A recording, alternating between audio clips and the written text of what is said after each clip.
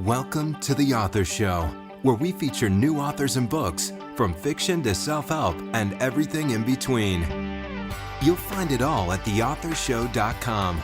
That's theauthorshow.com. And now let the show begin. Hello and welcome back to the show. This is your host, Don McCauley. Today we're welcoming program author Evelyn Leite, and she is the author of Just Fine. Thank you. Evelyn, how are you? I am good, Don.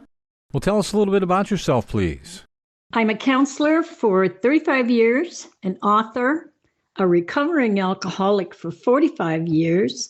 I'm a mom, a grandmother, a wife, and a community organizer. So tell us about your book.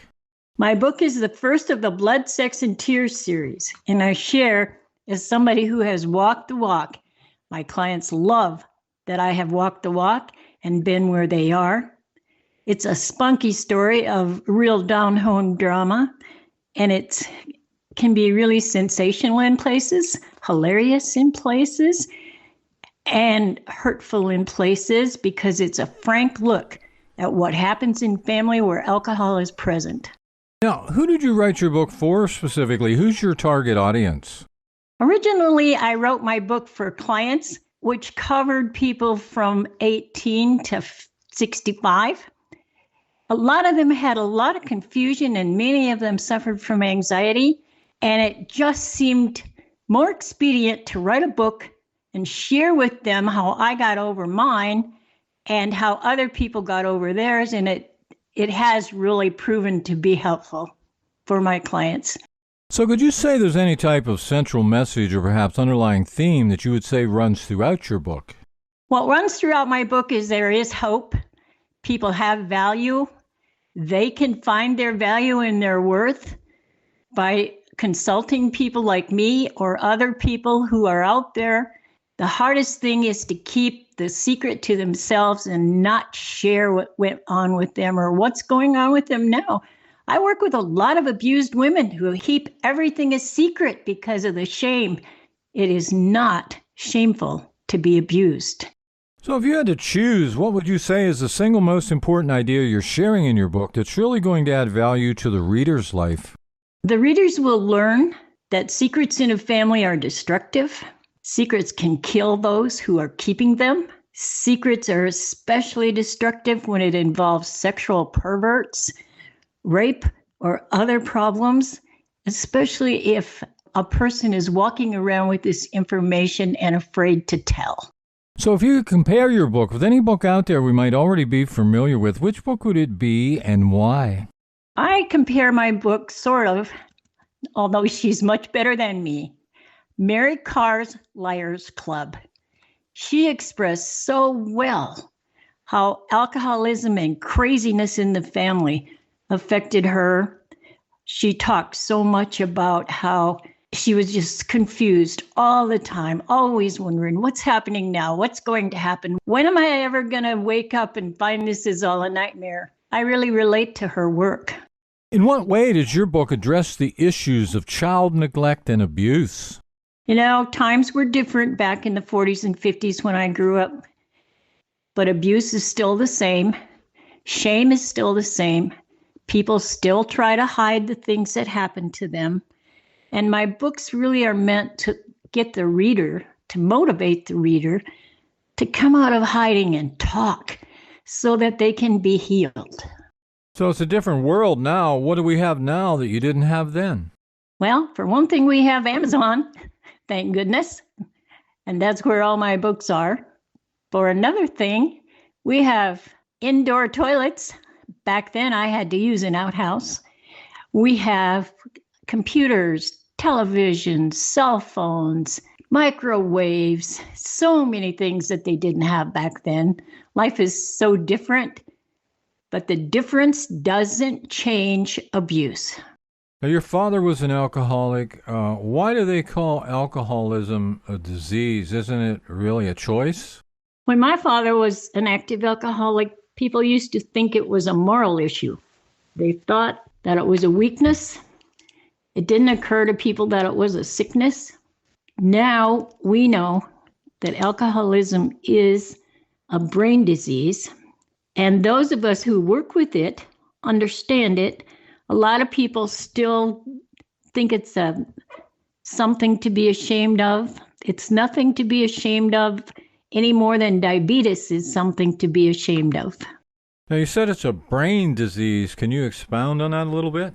Yes, those of us who are born with a propensity for substance abuse have different things in our brain than people who are born without it. That's been proven. A lot of studies and research has gone into this. Now, is it true that people won't stop drinking or using drugs until they actually hit bottom? That is not true. We used to think that we had to just turn people loose and let them drink themselves to death or get better. Now we have ways to bring the bottom up to people. We know that treating them with compassion, that stopping enabling them, that helping them to understand what they've been assailed by will help them to sober up faster or stop using drugs much quicker. So how can a person who's been traumatized by abuse or spousal abuse actually overcome that, in your opinion? Anyone who's been traumatized by abuse must have someone to talk to, must be aware that it's not their fault. Most of us who have been abused take it very personally. It's not a personal thing, has nothing to do with the person who's being abused. It has only to do with the problems of the abuser. They have to understand that. The reader will understand that as they read. So if you know that a child or a spouse is being abused, what should you do? One thing that you can do is reach out to them, help them to understand it's not them, help them to understand they have value and worth, help them to understand that you will do what you can to help them to understand that whatever happens to them is not their fault. So what's been your most rewarding experience since publishing this book? My most rewarding experience is when someone told me that they were thinking about committing suicide before they read my book, and after they read it, they didn't. Also, the number of people that have told me I have saved their marriages, number of people that have told me they now understand their mothers better.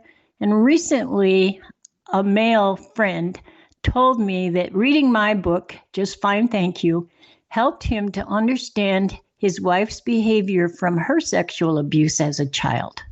Now, did your environment or upbringing play any major role in your writing? Yes, originally I wrote out of anger and revenge. I wanted the world to know that I had been mistreated. I wanted people to know what it was like to be a child in an alcoholic home.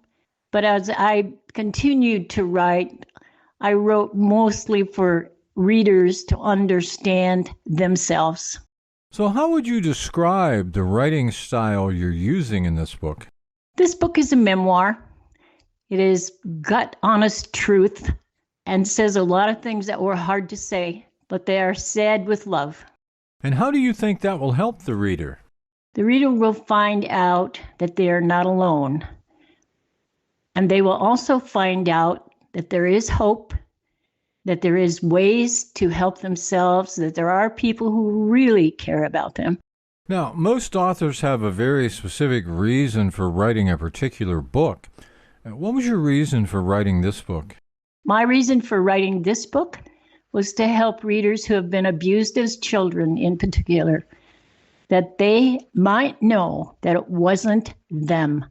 A man told me that he and his brother would have gone to their grave if they hadn't read my book and understood that their mother's behavior had nothing to do with them.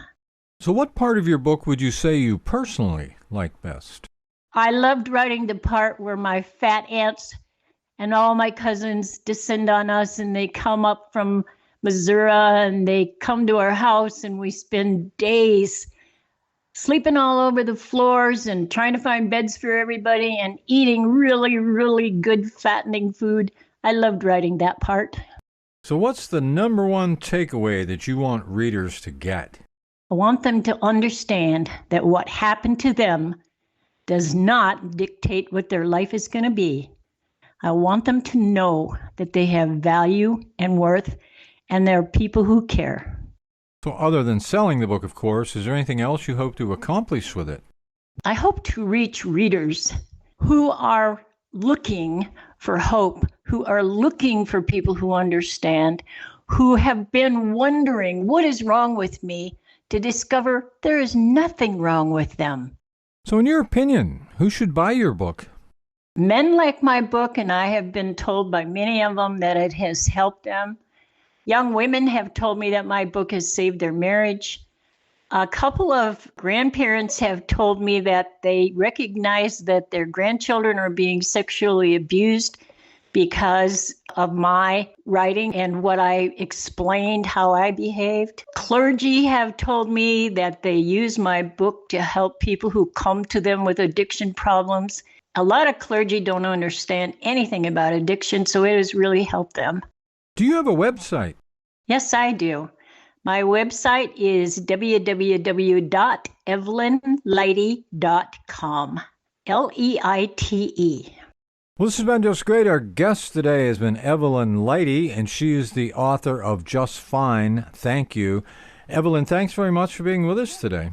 My honor. Thank you.